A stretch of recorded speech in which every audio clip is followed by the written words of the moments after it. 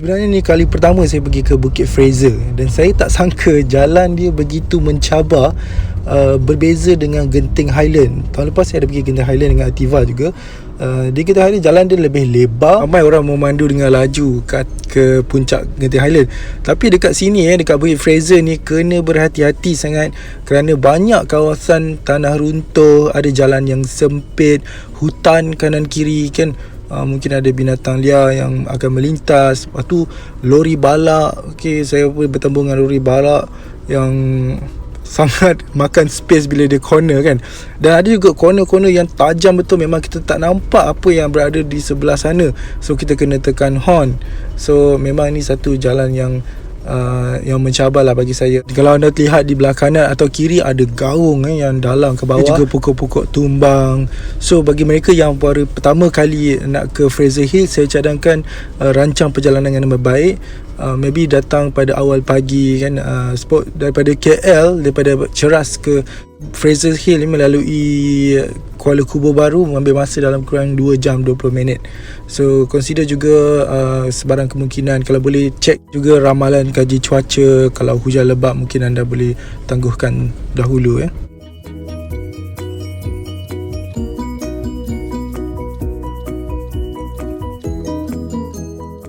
Jika tiada sebarang halangan, perjalanan daripada Kuala Kubur Baru ke Bukit Fraser mengambil masa dalam lebih kurang 1 jam saja. So jika anda melalui Kuala Kubur Baru, anda akan lihat banyak pemandangan yang indah sepanjang perjalanan. Contohnya Sungai Selangor, alur lempah ni di Kuala Kubur Baru yang sangat viral, sangat popular. Memang cantik, subhanallah. Saya cuma tahu tempat ni di Kuala Kubur Baru, tapi saya tak tahu spesifik location dekat mana. Dan saya tak ada plan pun nak singgah ke sini. Cuma saya just belok je sebab saya nampak Sungai Selangor tadi.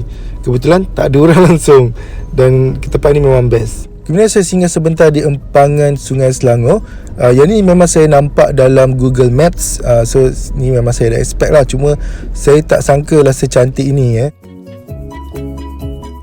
Cuma saya rasa mungkin dia kecil sedikit daripada empangan Semenyih yang pernah saya pergi sebelum ni. Selepas tu saya sempat berhenti sebentar di Sanctuary Ikan Sungai Ciling, tetapi malangnya ditutup. Cuma saya tak pasti ada beberapa kereta yang parking di sini, mereka pergi mana. Dan saya teruskan perjalanan lagi 27 km ke Bukit Fraser.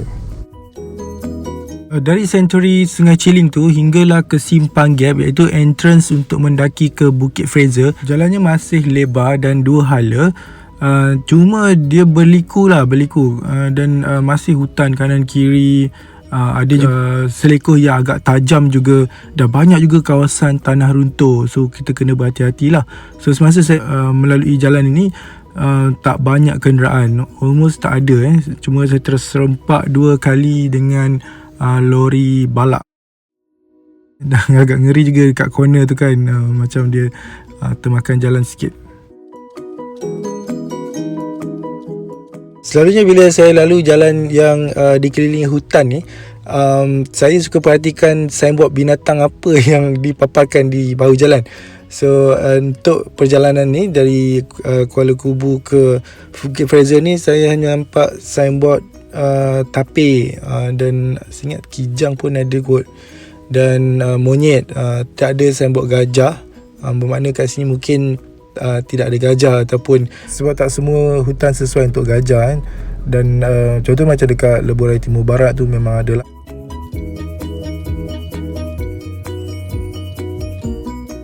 Saya sebenarnya tak sempat nak survey jalan ni dekat YouTube, apakah pengalaman orang ramai melalui jalan ini. Tapi setelah saya dah balik daripada Bukit Fraser ni, baru saya tengok dalam YouTube ada kisah-kisah seram yang dikongsikan di YouTube, yang mana mereka datang pada waktu malam. Ada juga kisah-kisah yang mistik yang berlaku di jalan ini dan jalan menghala ke Bukit Fraser. Saya ada kongsikan di antaranya di community page tentang kisah tersebut. Saya juga ada terbaca di ruangan komen video-video tersebut, antaranya yang mana mereka kata mereka memang kerja di Bukit Fraser dan tinggal di Kuala Kubur Baru. So hari-hari mereka turun naik, dan ada juga melalui pada waktu malam, dan mereka dah biasa dengan situasi pada waktu malam di jalan-jalan bagi saya memang percayalah kewujudan dan berlakunya perkara-perkara macam tu yang gaib ni, tapi dia di luar kawalan kita. Taman pula ni adalah tempat mereka kan, sama juga dengan haiwan liar juga. Kadang-kadang mereka lintas, kadang-kadang berada di tepi jalan, sama lah macam tu saya anggap. Cuma kita bersedialah berwaspada dan meminta perlindungan dari Allah SWT. Secara tak langsung juga saya menguji kemampuan produk Ativa ni untuk melalui jalan-jalan yang berliku, dari segi handling, dari segi suspension dan juga kemampuan gear dia. So saya menggunakan kebanyakan saya gunakan S mode bila melalui jalan-jalan yang berliku di jalan ni. Sepanjang perjalanan saya rasa berpuas hati dengan performance dan handling yang diberikan produk Ativa, walaupun jalan berliku, berseleko kan. Sebenarnya kita ni kalau kita bawa bawah 80 macam tu kan, macam relax je tu, kita rasa dia punya kesedapan, comfortness tu. Susah nak cerita lah, tapi saya rasa faham apa yang saya maksudkan. Okay, ini adalah di antara tanah runtuh yang terbesar saya rasa yang telah dibersihkan dan sedang dalam dipulihkan.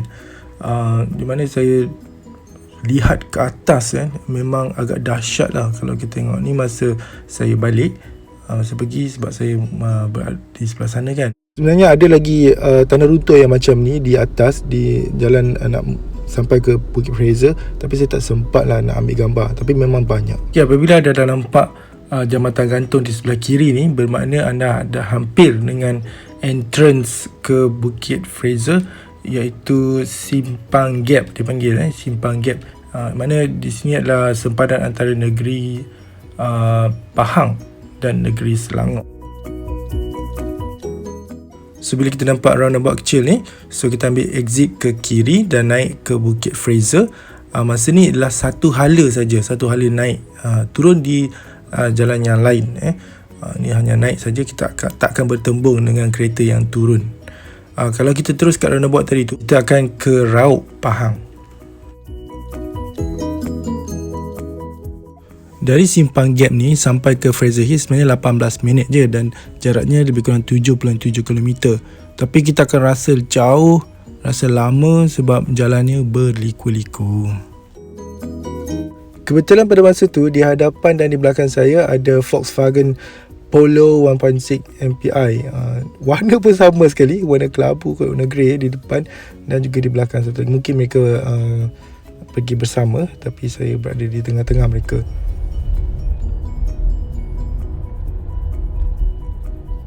Bila tengok Polo ni, saya teringat dulu saya pernah memandu dari Austria ke Berlin. Perjalanan tu dalam 900 ke 1000 km lah. Pergi balik dalam 2000 km. Memang agak jauh, tapi yelah penat-penat juga. Tapi kereta tu memang fun to drive. Rasa macam kereta besar bila kita pandu dengan bunyi enjin dia yang sedap kan. So masa tu saya kena speed trap di sebuah daerah di Berlin. Tak adalah banyak sangat, 109 kilometer macam tu daripada had yang ditetapkan lah. Saya tak ingat berapa, tapi total saman tu dalam 122 macam tu lah euro kan. So susah nak contest sebab speed trap dia orang kan, kamera dia bergerak tau. Kalau macam kita tengok speed trap kita kan, dia kaku gitu je. Tapi speed trap dia, kepala dia berpusing, kamera tu berpusing. Jadi kan dia hantar ke rumah kita saman tu dengan 3 keping gambar dari depan, tepi dan belakang dengan muka kita sekali. Walaupun waktu tu pukul 12 malam saya drive dengan muka saya, pemandu di depan, CC dan jadi kita tak boleh lah kata kat polis bukan saya yang mandu, itu orang lain mandu, orang curi kereta saya, adik saya mandu ke, kawan saya mandu, sebab muka kita memang ada terpampang kat situ. So susah nak contest lah. Sebab kita boleh je kalau kita nak kontes di mahkamah, tapi malas lah kan. Kawan saya kata bayar je lah kan, nanti lagi banyak kos. Walaupun jalan begini berliku-liku ni, tapi saya sebenarnya suka jalan macam ni. Dia mencabar dan dekat sangat dengan nature kan.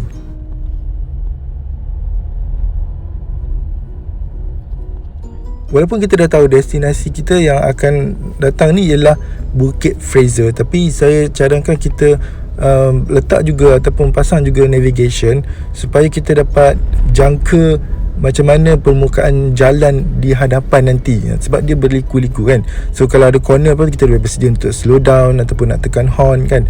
So itulah saya cadangkan kalau jalan yang macam ni, so pasang je navigation kalau ada reception lah, ada coverage. Sebenarnya saya banyak gunakan jalan-jalan yang macam ni. So far Celcom memang ada coverage lah. Walaupun saya tak guna telco Celcom sebagai phone utama, tapi saya ada backup lah untuk Celcom. Kalau saya lalu kawasan hutan, memang saya pakai yang tu untuk navigation. Berdasarkan cara yang saya di Google, ketinggian Bukit Fraser ialah 1456 meter saja. Taklah terlalu tinggi. Kita tak terasa sangat dia punya pendakian. Banding dengan Genting Highlands 1865 meter, dia lebih tinggi. Cuma di Genting Highlands, apa yang saya dapat bandingkan, jalan dia lebih besar dan kita memang terasa lah dia macam mendaki, sebab jalan tu memang cantik dan dikurangkan liku-likunya. Tapi di Bukit Fraser ni jalan dia masih berliku. Mungkin boleh disamakan dengan perjalanan ke Cameron Highlands.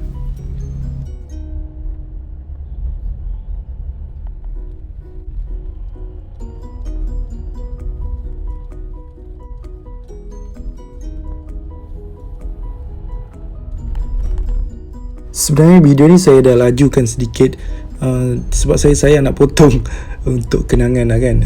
Kalau anda nak skip, boleh je terus ke puncak Bukit Fraser.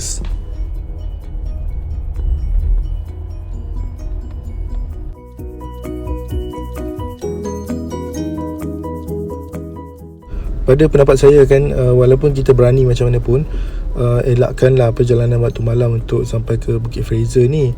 Bagi mereka yang first timer lah, especially yang bawa family ke kan, bukan apa kalau misalnya kata kenderaan tu rosak ke kan, ada masalah yang berlaku, mungkin ada tanah runtuh ke, jadi macam kita sukar nak mengawal situasi pada waktu malam. Jadi kalau siang lebih mudah bantuan untuk sampai kan. Kita tak tahu kan, kita pancit ke kan.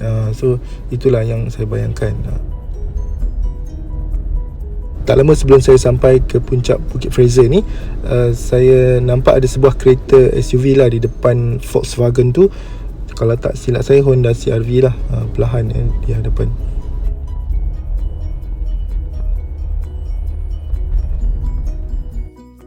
Cuaca pada masa tu macam renyai-renyai, hujan renyai-renyai kan. Saya rasa ni hujan bukit lah. Dia sekejap hujan, sekejap tak hujan kan, macam tu.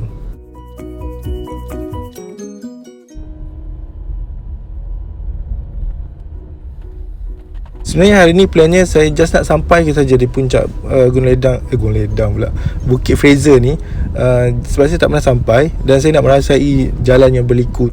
Kemudian saya mungkin nak tengok sikit lah town yang dikatakan macam British style kan. Kemudian nak pergi ke sebuah air terjun Jeriau nama dia. Okay, tu je lah. Kalau sempat saya akan nak tengok tapak perkemahan. Alhamdulillah akhirnya saya tiba di puncak Bukit Fraser ni. Walaupun jalan yang berliku-liku tadi tu, sebenarnya kalau tengok dalam map kan, memang betul lebih kurang 18 minit je, tapi rasa macam lama sangat sebab jalan dia.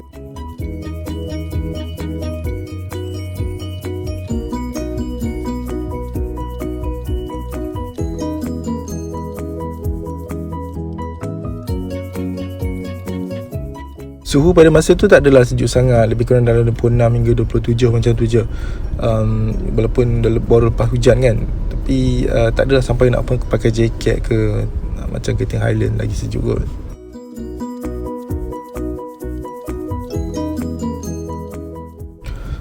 Tak susah sangat nak parking sebab tak ramai sangat pengunjung pada masa tu, dan saya parking berhampiran dengan tandas awam.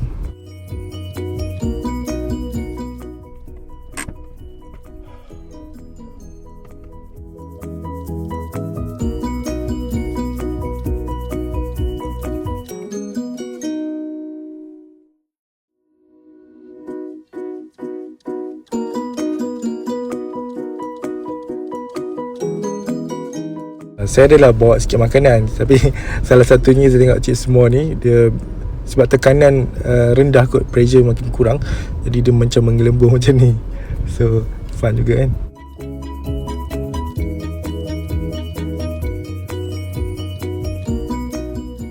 So inilah dia mercu tanda Bukit Fraser ataupun landmark Bukit Fraser ni lah, Menara Jam. Suasana kat sini memang mendamaikan, tenang, bunyi kicauan burung. Dia memang relax lah, bukan macam Genting Highland tu macam tempat hiburan kan. So kat sini bukan amusement park, ni just untuk kalau you nak chilling, nak relax, sesuai lah. So saya suka kawasan macam ni. Cuma saya tak berpeluang untuk bermalam dekat sini. Saya tak boleh cuti pada hari esoknya, ada hal sikit lah. So ini adalah public phone yang popular lah, yang macam dekat London tu kan. Dan ada post box kat situ. Kat atas ni semua ada, walaupun dia taklah besar sangat, tapi ada post office, ada balai polis, ada klinik kesihatan, walaupun comel-comel je semua Tapi dari segi bangunan, saya nampak memang ada pengaruh kolonial lah, macam British style sikit kan.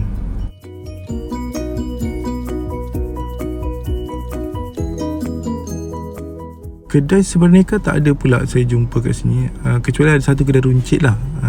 Yang lain tu saya tak pasti kat mana. Mungkin ada lagi tempat lain yang saya tak jumpa.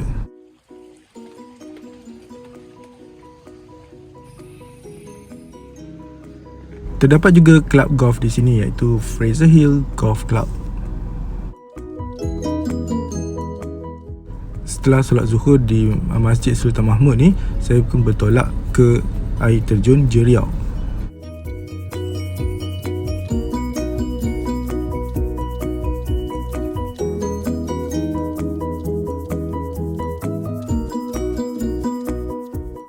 Selain tanah runtuh, terdapat juga tiang-tiang elektrik yang tumbang dengan kabel-kabel elektrik yang terjuntai di sepanjang jalan ya. Terjun Jeriau ni dia berada di belah bawah, so kita kena turun sedikit.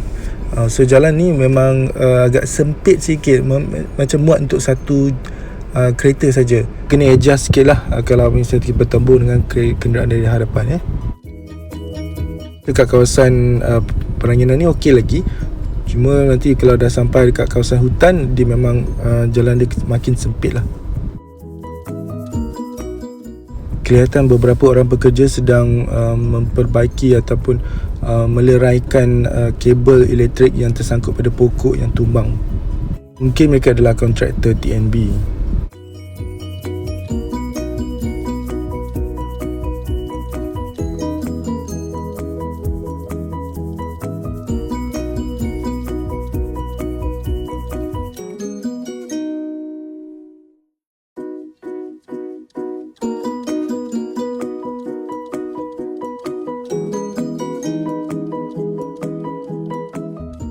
Kemudian saya tersempat dengan sebuah tapak perkemahan awam.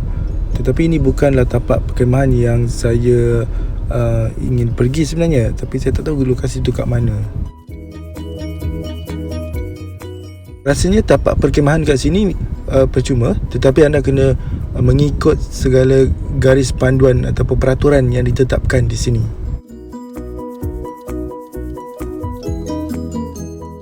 Pemandangan di sini memang cukup cantik dan segar. So saya ambil keputusan untuk keluarkan makanan dan makan di sini.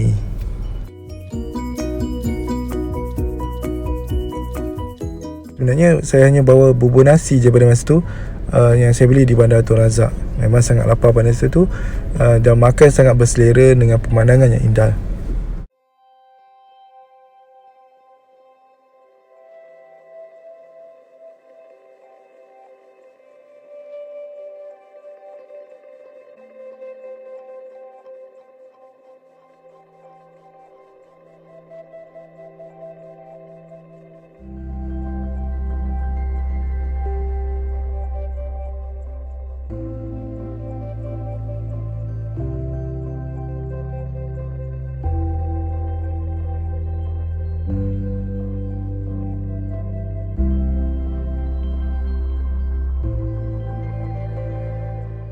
Kelihatan beberapa kawasan di bahagian hadapan kanan sedang hujan.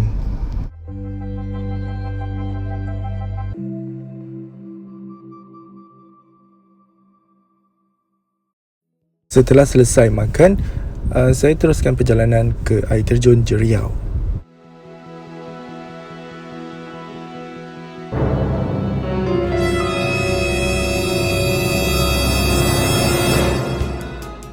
Di Selekor ni saya terserempat dengan 2 buah bas UKM. Walaupun tu bas kecil, pendek, tapi memang tak muat lah jalan raya tu. So saya kena mengalah, saya masuk ke tepi dan beri laluan kepada bas tu. Mula saya ingat satu bas je, rupanya ada lagi satu di belakang. Lantaran daripada itu, saya kerap membunyikan horn apabila melalui Selekor yang tajam, yang kita tidak tahu adakah kenderaan di sebelah sana. Berhampiran dengan air terjun Jeriau tu terdapat sebuah research center, pusat penyelidikan Universiti Kebangsaan Malaysia. Dan maklumat daripada viewer, dia kata mungkin bas tu menghantar pelajar ke institut berkenaan. Sebenarnya video ni panjang lagi untuk sampai ke air terjun tu, tapi saya terpaksa potong, takut nanti terlalu lama. Jadi saya harap anda tak rasa macam dekat je kan. So anda kena tahulah sebenarnya jauh lagi. Kalau ikut dalam Google Map ni, daripada pusat Fraser Hill tu sampai ke Jeriau Waterfall ni ambil masa dalam 15 minit atau 4.6 km. Tapi yelah, jarak tu dekat, tapi sebab jalan tu berliku-liku kan, sama macam daripada bawah ke Bukit Fraser tadi. Sebenarnya ada banyak trails yang menarik untuk jungle trekking ataupun hiking dalam sekitar Bukit Fraser ni, tapi saya memang tak sempat. InsyaAllah satu hari nanti saya akan balik semula ke sini untuk cuba mana-mana trails yang ada di Bukit Fraser ni. Setibanya saya di air terjun Jeriau ni, malangnya ianya ditutup buat masa ni.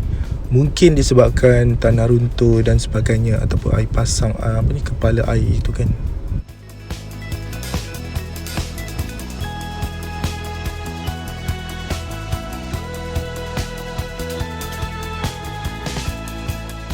Berdasarkan Google Map tu, ia menunjukkan bahawa saya boleh terus ke Kuala Lumpur melalui jalan ini kalau saya terus lagi kan. Tapi malangnya bila saya terus ke jalan ni, saya nampak macam seolah-olah tidak ada kenderaan yang lalu di sini. Kalau tengok dari segi semak samun kan, tidak mungkin bas tadi lalu sini.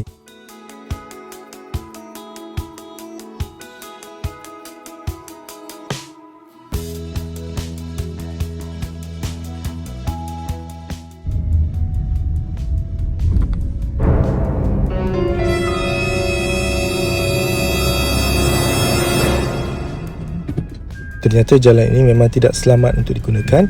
Jadi saya berpatah balik dan kembali ke Bukit Fraser dan turun ke Kuala Kubur Baru melalui jalan biasa. Banyak terdapat ranting-ranting kayu yang menghiris kenderaan saya dan ada sedikit calar di bahagian side mirror.